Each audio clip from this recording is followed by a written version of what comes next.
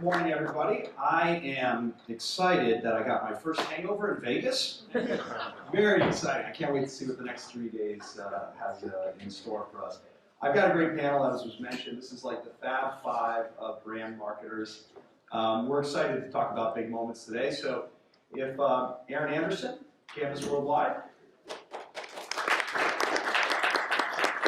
Kamal Bhandal, coolest name in the marketing game. Erin Griffin from Riddell, not Riddell. And Trevor from United. Oh, wait. God, we've got so many people. Lauren Flannigan from Mondelez. So I'm excited about talking big moments, as was just mentioned. You know, how do you find the big moments? How do you leverage the big moments? How do you think about marketing in the big moments? But to kick things off, I'd like to ask each of you, what are the big moments that you're looking forward to in marketing this week coming up? And you can't say your own brand stuff. Sorry to give you a hard question. Who wants to go first? I'll start. This Sphere has been pretty cool to see because I feel like it's just a learning curve for everyone. There's not a lot of work we've seen since it's the first year we're seeing it, so I feel like everyone's kind of inventing the approach on that, and I've seen a lot of really cool creative. But just did some great stuff on the capture from homes I was looking at from my hotel room last night, so that's been really cool. And also someone climbed it yesterday.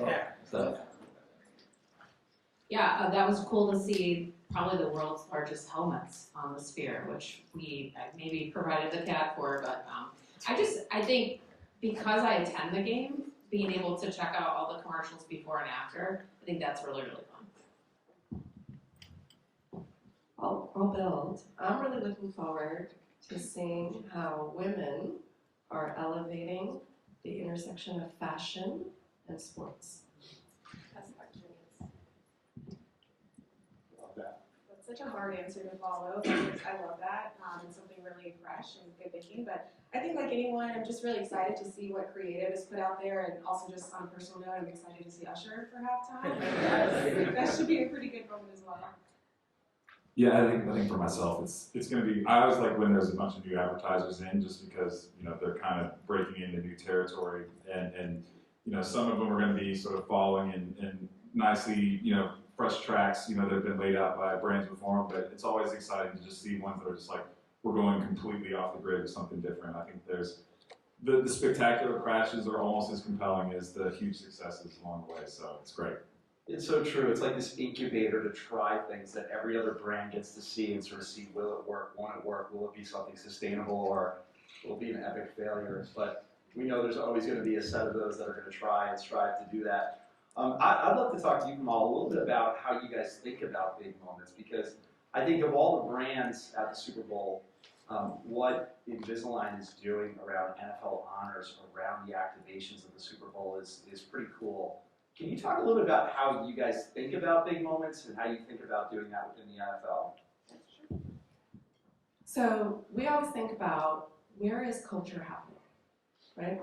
And when you think about culture and sports really go hand in hand. So when we decided to partner with the NFL, it was really about inserting ourselves into culture and fan culture, both with a male sports fan, but then also with a female sports fan.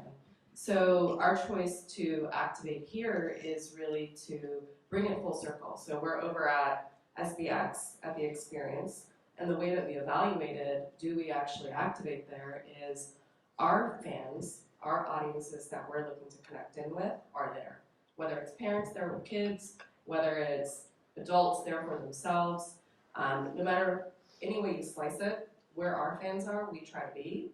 And then in terms of measurement, we really think about, did we get that share-worthy content talked about in social? So for us, the measurement is really about the overall reach, and did we drive the engagement? And then we look to brands like Sponsor United to help us really understand that. And the metrics over the years have really shown that it's pretty effective. That's great. And what I love about that is, in just the juxtaposition of some of the other brands here, is how each of you thinks of big moments in different ways. Especially if you've embedded on site and doing some of the amazing things around NFL honors, which is really cool. To kind of take the other side of it, Trevor, United kind of looks at it almost like hacking the Super Bowl, like thinking about it differently. And maybe you could, for those of you that don't know that maybe have been under a rock, maybe you could talk a little bit about some of the stuff leading up with the flights, but also how you guys are approaching even the Super Bowl ads. Yeah, so I'll start with our Super Bowl spot. This year, instead of doing the large national buy, which is obviously a good amount of money, what we did is we purchased, we're going to have 6 spots that will run in individual cities and individual markets, and a lot of those are our hubs. So we'll have Kansas City, Denver, Houston, Cleveland, and Chicago, as well as a general market spot. And to advertise that, we had one of the most motivational speakers in the history of TV and Coach Taylor, and I think we have those spots I'll show before I speak a little more about it. Just one quick question, because I want to see that, is I think it's as much like where you're going in terms of markets, but also like where you're not going. Like, hey, this is like, we can fight and claw for this one market or this one audience, but let's decide what not to do. I'm curious how you think about that and how others think about that as well. So you nailed it. With United, there's going to be cities that we know we're just not going to compete in. Atlanta's a great example, Dallas-Fort Worth, where it's American and Delta with those, where it just feels like if we ran a national ad, it'd be wasted money in those markets, and it's not really where we're focusing our energy, our priority. And so we just think, along with being able to cater the message with these individual ads, which is something that's cool, I think people who are watching, they're not going to know that this is, like, we made it for them. So when they hear their city's name in the ad and they hear little custom things about their team, they'll be like, wow, United put all this effort. And I think we wrote about 9 different scripts with a bunch of different possibilities of things. I think we had scripts for if the Browns make the Super Bowl or one of our team and all those things happening. And so That script's got dust on it. yeah. So we just really wanted to show our fan base in those cities that we care about. Do you guys think about that in terms of like what your best like saying no to things has done for sort of like your focus?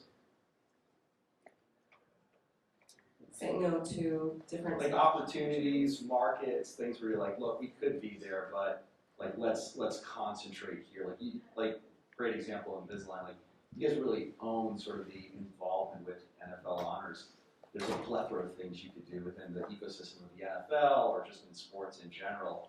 You sort of really concentrated there. Is it hard to sort of say like, hey, here's what not to do? I mean, yeah, absolutely, right? Marketing is always the art of what not to do, I think. For us, what becomes important is where is it that we're going to have the brand be integrated in a really authentic way, right? And where is it that we're going to have the greatest reach and the greatest impact? There's so many places that we could activate with the NFL, whether it's on NFL Network or in a local market.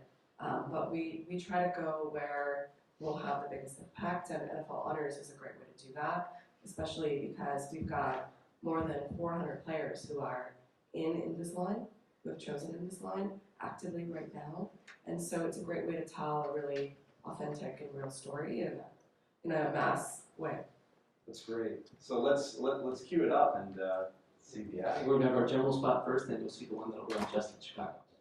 Yeah, so obviously just awesome to get to work on those. We got to shout out Mike Wolf, who's my boss here, who worked with 72 and Sunny to create those, and I think those will be really cool and excited for fans of those cities to get to see them on Sunday. And then you briefly hit on some other thing that got some attention, which was whenever the teams were announced, we changed some of our flight codes and worked with our routes team to add some custom flight codes for each. So I think for the Chiefs, it's UA 1587, which is Patrick and Travis Kelce, and then there's some others. And then for the 49ers, it's UA 1995, which is last year they won, and then 1849, which I think is the original year of the Gold Rush too. So just little nods that I think got fans excited and showed that we care too. I think it's great that there's such a delicate balance of like personalization to different teams where they love you, but not to the point where you're like the other team's fans where you're like, I hate them because they're so close to that team. Or they're like almost like disingenuous to that. You probably see it more in like the Premier League and in Europe where it's like almost like institutional in terms of who those brands are. Is there a balance that you have to kind of keep in mind related to sort of the authenticity of that? Yeah, for sure, because as much as you want to bolster your teams and congratulate them so much, I mean, this week's a perfect example where we flag off the Chiefs and the 49ers, and you want to talk about them so much and highly about them, but you also have to toe the line of like, all right, well, we can't be rooting for one team or the other. What we do know is we're going to be flying the Super Bowl trophy home, which is very cool, one way or another. But yes, you do have to toe that line and kind of make sure no one feels like their team's being slighted there. Is that a carry-on or is that a check? I don't. Yeah, I think they're checking. They're checking too. I love that. So as we kick things off with Oreo sort of being the OG of like big moment capitalization, Mondelez in a lot of ways does a lot of things in big moment events such as March Madness as well, and obviously coming back with the Super Bowl ad. How do you guys think and approach just sort of marketing in places that are big moments, what you choose to do, and how you think about that with your individual brands even? Yeah, it's a great question. I mean, first I just want to say I don't know where Matt went, but he totally stole my thunder. And I think the Oreo moment is so iconic just because it was so real time, and that moment is actually on the walls of the Mondelez headquarters. Like, it's such a major historic kind of legacy thing that we've done. And as Matt mentioned earlier, we're back in the Super Bowl in terms of advertising for the first time in about a decade. So that's, you know, a really big moment for us. I think it's an interesting time just in sports marketing in general, and you'll see that we're doing a lot more both with Oreo, Ritz, some other brands as well, doing more in the sports space. And I think the way that we've sort of thought about picking those right big moments are, one, obviously reach and size, and then really thinking about the surrounding occasion. Like, I think things really work best when you are showing up in the media or you're showing up in the moment, but you're also able to translate that through the line and be there for the moments where people are also enjoying the moment itself. So occasions at home is something that's really big for us, and making that a bigger moment for things like cookies and crackers, where it's historically been chips and sodas and alcoholic beverages. So I think it's really finding a lane for us to really have something unique around a product that you might not immediately associate with sports. I think it's a really interesting moment for us in that way. I have these moments every night at about 10 p.m. after my kids go to bed, and all these cookies and sweets are just lying around. So good target marketing probably for you to think about that. That's great. So Erin, you've got a little bit of a hot take, I think, on sort of big moment marketing. And listen, at the end of the day, we all love doing cool, fun stuff as marketers. Like, you know, it's a lot of fun. We get to, you know, be involved in these sorts of things. But marketing is much more than that. I'm curious kind of your take through your lens as an agency. You're exposed to a lot of ideas, opportunities to market. How do you think about that? And how do you think people should maybe think about that as well? Well, I think first off, I feel like I'm kind of with the panel here, like preaching a little bit to the choir. Like, just some of the things that I've heard just in the initial comments about the focus and like, hey, we want to be big in the NFL. That's great, but like, let's figure out what our lane is in owning that, and really making sure that you're associating Invisalign with this specific aspect of the NFL to the, I mean, you already broke the word data, right? And that's something that has become really sort of that, I think, a healthy tension point, right? Innovation, creativity. I mean, that's the reason that you're working with agencies. You want that sort of bigger picture thinking, that pushing the boundaries, kind of really forcing your organization to sort of embrace a little bit of the uncomfortable. But now more than ever, I think that accountability is right there, sitting co-pilot to that creativity, right? I think for us, a lot of the things that we preach with the clients that we work with, some of them that will be in the game on Sunday, is really before sort of bringing that concept of accountability and measurement to the forefront, right? Before we even have aligned on a strategy, we kind of understand first and foremost, like, what is that bigger picture business goal that they're trying to achieve, right? And then kind of working with all this new technology that we have at our disposal, the innovative sort of predictive analytics that we can bring to the table. What are those consumer behaviors that are like the closest to, if you're trying to sell more, whatever it is, what are those behaviors that are the closest to that? And building a measurement framework from before we've even launched that Super Bowl strategy to say, this is the behavior that we're trying to generate. I think that gets us closer and closer to that idea of accountability, but it also really just creates that alignment between us and the client team, right? There's no misconceptions about what we're aspiring to do. There's no Snoop Dogg solo stove moment that's waiting there to snap us up at the end. I think that's really been, for us, I think, really impactful. And, you know, every client, every brand has a different objective with a Super Bowl moment or an NBA moment or whatever it is.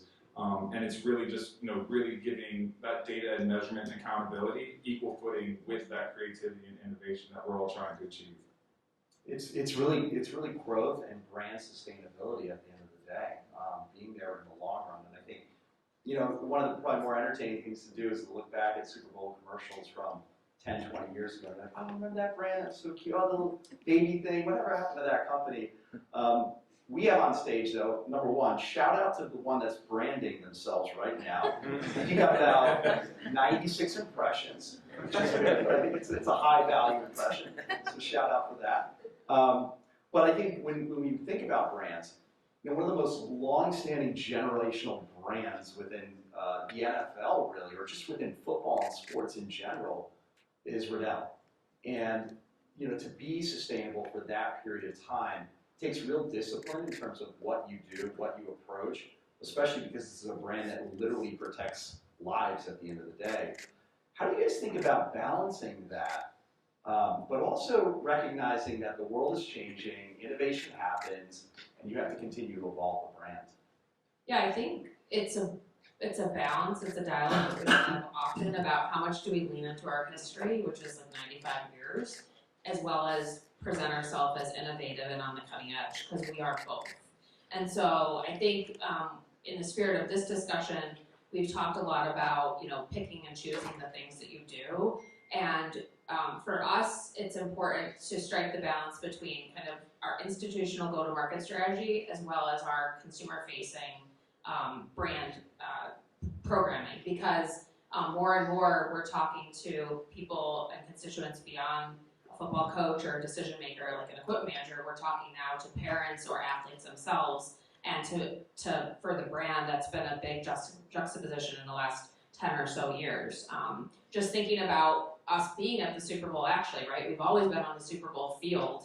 We are protecting over 75% of NFL players, so we'll always be featured in the big game. But the other things that we're doing here to reach a broader base are working to advance and grow the game at the NFL experience and supporting flag football as well as tackle football at the middle school level. That's one thing we're doing. And then supporting fandom of the game, well, things like our beautiful licensed products through our relationship with the NFL, Usher collaboration, and so on to really be part of the culture of the moment too. So these are things that a 95-year-old brand wasn't doing 10, 15 years ago, but we've kind of evolved, as you said, to kind of keep with the times, still stay true to what we do and our mission, but also make sure we're relevant in culture too. And especially that you have to serve like different constituents. I remember my father was a college coach, NFL scout. The equipment managers, the Riddell salespeople, those relationships, we were friends with one of the Riddell salespeople. So important, that side of the business. At the same time, you have the consumer-facing side of the business that may be very different in terms of how you market and approach them too. Yeah, I mean, for a long time, it really was from the on-field side of our business, a grassroots approach through our sales force that call on football programs across the country. But now we have not only our direct-to-consumer and consumer-facing business for on-field, but we also have the whole fan business, right, which is our consumer products business and licensed products that you'll see, on display, mini helmets and so on, where you see them in your fan caves, and that's really helped us continue to evolve to prioritize both sides of the business. That's great. And Mondelez, same sort of thing, right? You have consumers, but you also have obviously distributors and C-stores, et cetera, that you have to sort of balance the marketing to that. For you, how are you guys thinking about sort of leaning into places like NIL, talent, athletes, influencers, et cetera? Yeah, I think that's one of the most interesting things that's happening right now in sports marketing. So I think from an NIL perspective, obviously the big changes with college athletes, and you mentioned earlier, March Madness is a big space where we really show up. And for the first time this year, we have a really solid roster. I think we've got about like 15 folks that we're partnering with for March Madness. We've got the likes of like a Juju Watkins, which I'm really excited to see partnering with her. So it's definitely something that I think there's a tremendous amount of opportunity in. When I think about the really successful partnerships that we've had, they've been, I would say, maybe two things, which is scalable and specific. And I think when you're thinking about partnerships and properties, this isn't to ruffle any feathers, but you're not necessarily seeing fans who are fans of the NFL per se or the NBA per se, right? Like they're excited about the Lakers or the Eagles, or they're excited about the talent, LeBron or a Kelsey. And so in thinking about that, it's really a bigger opportunity to connect more directly and more authentically from a brand perspective with some of those fans and consumers. So it's something we have a ton of belief in. I think there's still just tremendous opportunity from a brand perspective. I think what it's also doing that can be potentially interesting just as this continues to evolve is the way that we think about partnerships between properties and brands. I think it presents an opportunity for properties to start to offer things that are more exclusive. So I'm excited to see the relationship there evolve as well, just to continue to be more of a value add. But yeah, it's definitely something where we see a ton of value. I think about like the Lady Gaga Oreo that we did, years ago. Obviously a different space, but again, it taps into a community around a talent, and that works really well. So I'm excited to see that show up in a greater way in sports as well. I want to just piggyback off on those remarks. I think that's an important note that fandom is evolving to be more about the athlete, the particular athlete versus the team specifically in some cases. And so finding really thoughtful ways to highlight the individual. We talk a lot about share by team, but then we find creative ways to actually highlight players without having necessarily those relationships in place. And so things like looking at passing leader and highlighting the fact that they wear our product. Those are kind of grassroots, kind of creative ways to help get our message out and really lean into kind of this trend about more athlete-specific versus team-specific fandom. And what's really cool about that is, historically speaking, brand partnerships with sort of like institutional, be it festival promoters in the music space or the media industry, teams, etc., where you sort of had limited options for what you could do in the framework of what they were trying to message to their communities. Now you have so many athletes that in many ways are incubators of ideas and content where you can A/B test, try things, and in many ways that creates more flow into sort of these institutions of like maybe we should be thinking differently about how we approach engaging our consumers as well. Erin, I think you have a really interesting perspective in that. You have to sort of parachute into different environments, different brands, different challenges that take place. And I think this is valuable whether you're on the rights holder side, on the brand side, is the speed to ramping up and understanding the needs of both the brand, but at the same time, understanding the community in which you're trying to engage. Riddell, born and raised, everybody sort of knows that. The brand knows its audience extremely well, obviously from the time spent, etc. But how should sort of others think about that in terms of getting ramped up, understanding, not disrupting the audience to the point where it's like, whoa, this isn't even like what we're all about. Yeah, very fair characterization, parachuting in, definitely, don't stay too long, kind of like a Ringling Brothers circus effect with a lot of the brands that we have at Canvas. Which is nice, right? But it also, every day is different. It keeps me fresh. I think that obviously the first answer is to better understand the audience. Technology is fantastic, right? There are so many research products and tools at our disposal that we use to better understand. But even if it's something like with Lauren and understanding here's our Oreo audience, 99% of most of these research tools will be they are fans of the NFL, and you're like. Great. And I think that's where, again, just hearing so many great comments already, not just stopping at the fact that they're NFL fans, but tell me what about the NFL that they are passionate about, whether that's focus groups and talking to your core audience, talking to your players and athletes that you're working with that are seeing it on a daily basis, looking at where your competitors are and what space they're owning. But I think the biggest thing that I can advocate for, and certainly from my own personal experience in working with it, is it always just helps to have one of those super fans within your organization or within your agency.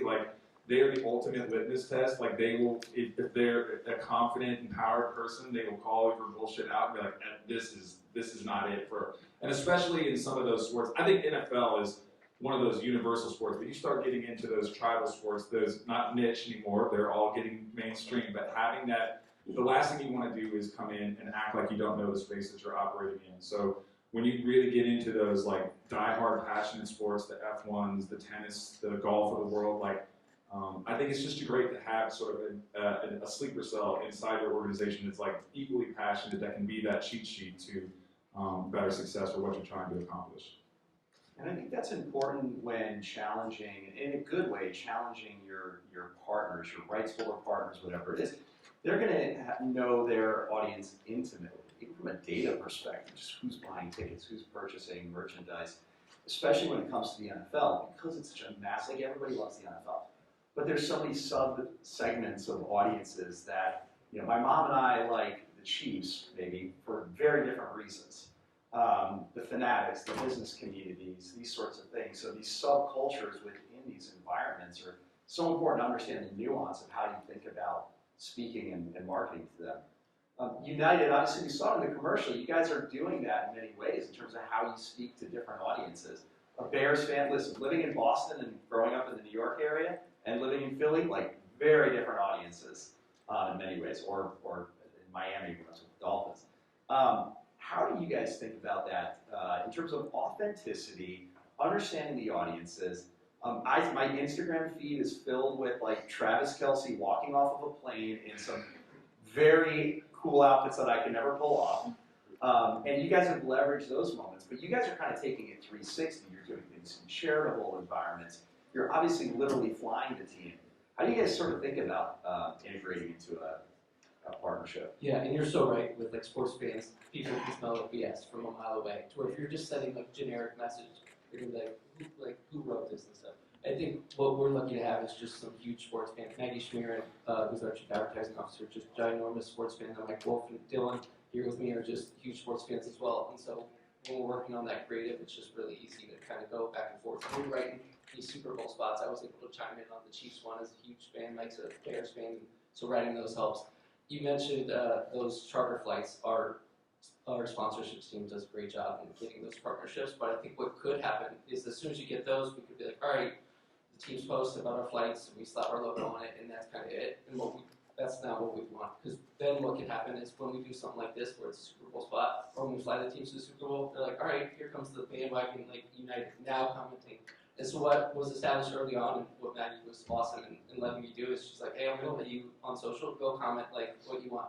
Don't be stupid, of course. There was kind of an unspoken thing of like, don't get you guys in so much trouble. But I think those moments where we know it's usually with college flights, and then with NFL flights, college flies out on Friday, and then the NFL teams fly out on Saturday usually. So it's just easy to stay tuned on those. And then you're writing that Travis's outfits have become a thing. A lot of times, the first time you're seeing the team travel, the first time people saw his outfit was that moment, and then our logo and our planes are in the background, which is just such an organic and cool way to show up there. And we think, yeah, like in commenting on those and being there all year really makes a difference, as opposed to just coming in at the end and being like, right, these guys aren't really fans and they don't really know much. I think commenting also has brought out some of my best creative work, because you can only do clap emojis so many times. I realize I see these teams fly every week, and there are times where you're like, I don't, like, who knows what to comment. But we did a campaign with Caleb Williams, and the whole like ad for it. If anyone doesn't know, USC football or USC athletics whole mantra is fight on.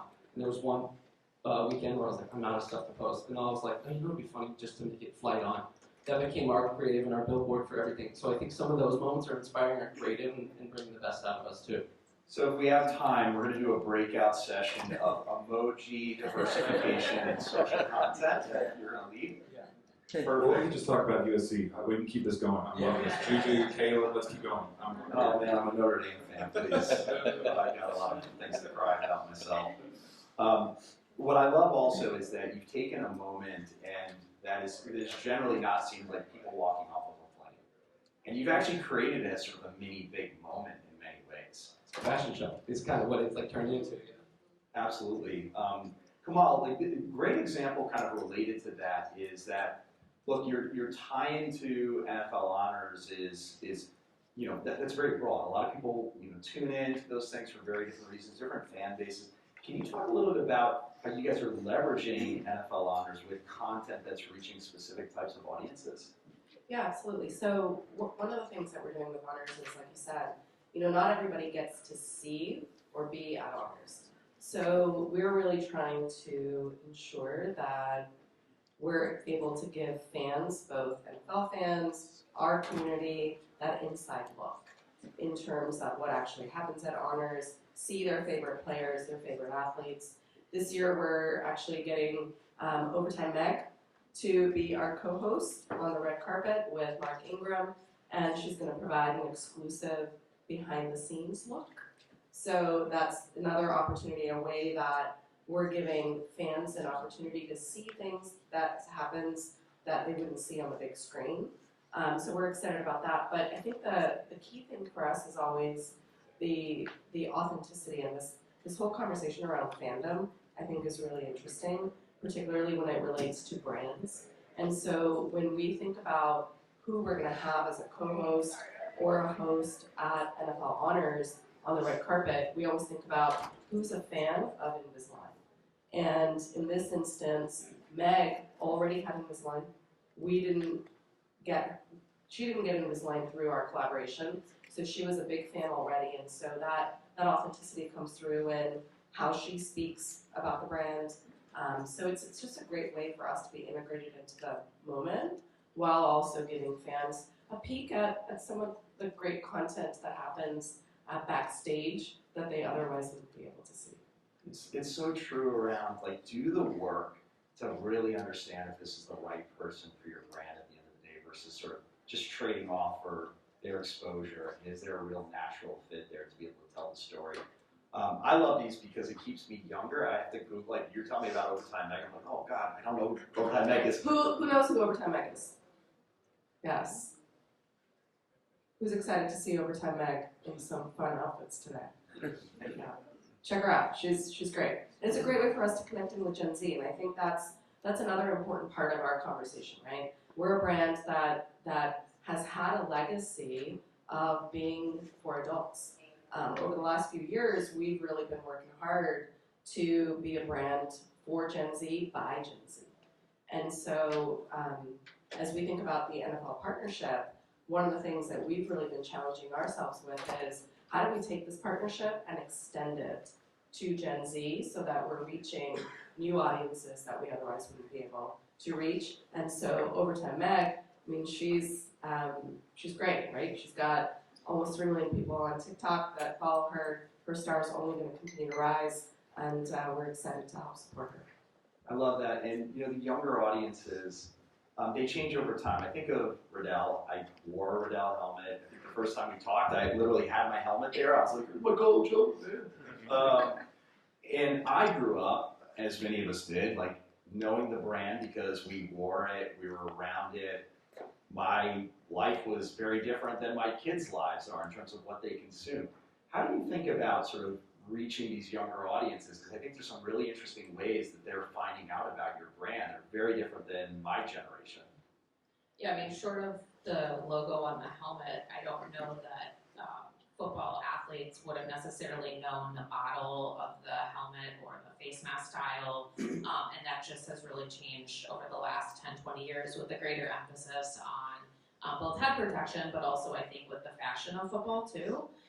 So I think for us, we place, you know, an emphasis certainly on our key decision makers, but really on the athletes themselves. And a great place to do that is Instagram. I mean, we've done the work to understand where our different customers are as far as social, and we know our athletes are on Instagram. And so really tailored content towards the athletes there. TikTok is another place we're doing some interesting things and different things to really reach that different type of audience. So that will never circumvent the, you know, content or materials we put out there for, you know, the equipment manager committee or coaches, but it helps us kind of make that kind of full circle or sphere of influence approach really work for us, so that an athlete is going into their locker room or to the coach to say, hey, I really want this particular helmet, I want this face mask, this visor, and that's been kind of a trend that's happened over the last couple of years.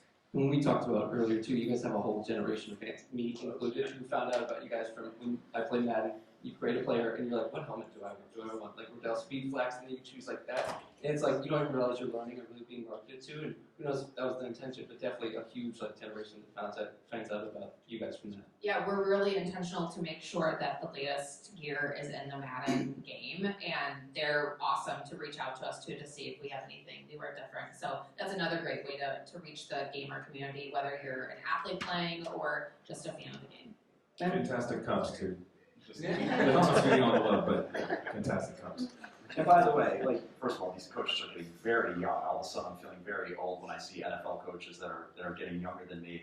But we don't forget that, like, they are the people who are growing up in these same environments that you're reaching, and it is influencing that side of the business. They're not the 70-year-old coach who, you know, came from a different generation anymore. It's a much more informed decision making. So we're going to wrap things up here. This was fantastic. Learned a tremendous amount. Such interesting campaigns that you guys are all doing. But before we do, I want to know your predictions. Who's winning? Who's winning this game? Because I've seen a lot of like places where I can bet on my way here. I need some advice. Who wants to go? I mean, I'm not going to bet against Patrick Mahomes anymore.